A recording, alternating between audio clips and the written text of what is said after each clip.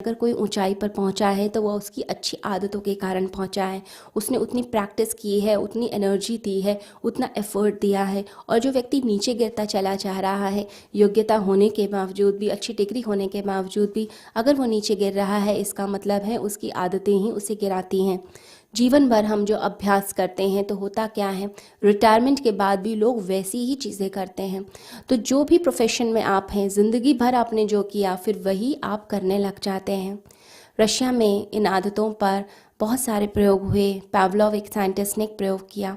उसने एक सिद्धांत की खोज की जिसे बोलते हैं कंडीशन रिफ्लेक्स। तो उसने क्या किया, डॉग्स के ऊपर प्रयोग किया और डॉग्स को उसने रोटी दी। जब रोटी देते थे तो डॉग्स की जो मुंह से लार निकलती थी, सलाइवा निकलता था। अब उसने क्या किया कि रोटी के साथ उसने घंटी बजानी शुरू करी। अब जो कुत्ते थे, जो डॉग्स थे, उनके मन में ये बात बैठ गई कि जब भी घंटी बजती है तभी रोटी मिलती है। तो एक दिन जब सिर्फ घंटी बजाई गई और रोटी नहीं दी गई तो जो डॉग्स थे उनके मुख से लार टपकने लगी, सलाइवा टपकने लग गया। तो उसने एक सिद्धांत बनाया कि दो चीज़ों को संयुक्त किया जा सकता है, यानी कि दोनों चीज़ों का एसोसिएशन हो गया, गठबंधन हो गया। ये बिल्कुल ऐसे ही है जैसे कि आप अगर नींबू के बारे में बोलें, नींबू शब्द ही बोलें, तो नींबू अभी सामने आया भी नहीं है लेकिन आपके मुंह में पानी आना शुरू हो जाता है। अगर कोई व्यक्ति बोल दे आग लग गई है तो आग के साथ भय का एसोसिएशन हो गया उस शब्द के साथ। तो अब आपने आग देखी भी नहीं है लेकिन देखने से पहले ही आप घबरा जाते हैं और आप उस जगह से भागना चाहते हैं। फिर कोई कितना भी समझाए कि आग नहीं लगी हुई है, ये तो मजाक था, आप कहते हैं पहले मैं इस स्थान से बाहर निकल जाऊं, उसके बाद मैं देखूंगा कि आग लगी है कि नहीं, क्योंकि मन में भय जुड़ा हुआ है, उस शब्द के साथ भय जुड़ गया है। तो हमने अपनी आदतों के कारागृह बना रखे हैं, हम उसी के अंदर फंसे हुए हैं और वो कारागृह हमें निकलने नहीं देते। यूनान की एक प्राचीन कथा है। एथेंस पे जब हमला हुआ तो बहुत सारे प्रतिष्ठित लोगों को, लगभग 100 लोगों को बंदी बना लिया गया। उनको जंजीरें पहना दी गई, बेड़ियां पहना दी गई। अब उन लोगों को सैनिकों ने उठाकर जंगल में फेंक दिया। अब जब सैनिक वहाँ पर मौजूद थे और लोगों को लेकर आ रहे थे, ज़बरदस्ती जंगल में डाल रहे थे, तो वहाँ पर एक प्रतिष्ठित लोहार भी था। उसकी बहुत ख्याति थी, दूर दूर तक लोग उसके नाम के बारे में जानते थे। वो लोहार गाने गा रहा था। तो लोगों ने कहा तुम क्यों गीत गुनगुनाते हो, तुम क्यों प्रसन्न हो, मृत्यु सामने है या जंगली जानवर हमें खा जाएंगे और तुम क्यों गीत गुनगुनाते हो। तो लोहार ने कहा कि मैं लोहार हूँ और मुझे पता है कि कैसे बेड़ियाँ खोली जाती हैं, इसलिए मैं प्रसन्न हूँ। तो लोगों को भी साहस आ गया कि शायद हम बच जाएंगे। लेकिन जब रात्रि में जब लोग घिसट घिसट के उसके पास पहुँचे, किसी तरह मुश्किल से उसके पास पहुँचे, तो लोहार की आंखों में आंसू थे। तो लोगों ने कहा सुबह तो तुम गीत गाते थे, अब तुम्हारी आंखों में आंसू क्यों आ रहे हैं।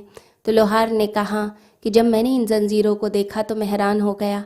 ये जंजीरें किसी और के हाथ की नहीं बनाई हुई हैं, ये तो मैंने खुद अपने हाथों से बनाई हुई हैं, क्योंकि इस पे मेरे हस्ताक्षर हैं। वो हर कृति पर हस्ताक्षर करता था, जो बनाता था उस पर हस्ताक्षर करता था। तो उसने कहा किसी और की जंजीर होती तो शायद मैं तोड़ देता, ये तो मेरे हाथों की बनाई हुई जंजीर है, इसे तो दुनिया की कोई ताकत ही नहीं तोड़ सकती है। तो मनुष्य भी अपनी ही आदतों की जंजीरों में फंसा हुआ है, अपनी बेड़ी खुद ही बनाता है और फिर उसे तोड़ भी नहीं पाता और फिर रोता है बैठकर अंत में। इससे भगवान श्री कृष्ण कहते हैं कि ये जो इंद्रियां होती हैं ये बलपूर्वक हर लेती हैं, लेकिन इन सब को तोड़ा भी जा सकता है। भगवान ने आपको ये ऑप्शन भी दिया है कि आप उसे तोड़ सकते हैं। तोड़ते हैं आप अभ्यास से, तोड़ते हैं आप वैराग्य से, तोड़ते हैं आप किसी एक गुरु के सानिध्य में जाकर, उनसे ज्ञान प्राप्त करके, उनकी समझ को प्राप्त करके, फिर जीवन को जब आप चेंज करते हैं तो ये सब कुछ बदल जाता है और जीवन में आनंद आ जाता है। सभी को हरिओम। परम पूज्य श्री सुधांशु जी महाराज और डॉक्टर अर्चिका दीदी के पावन सानिध्य में नव वर्ष का शुभारंभ।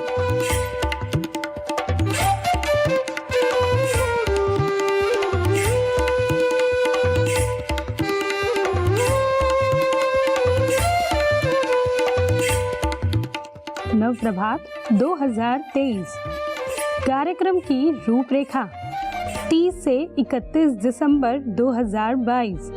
जीवन निर्माण साधना ऑफलाइन एवं ऑनलाइन 1 जनवरी 2023। नव प्रभात यज्ञ शोभा यात्रा भजन एवं सत्संग स्वाहा दुर्गाये स्वाहा आयरे स्वाहा ओम आकाशाय स्वाहा।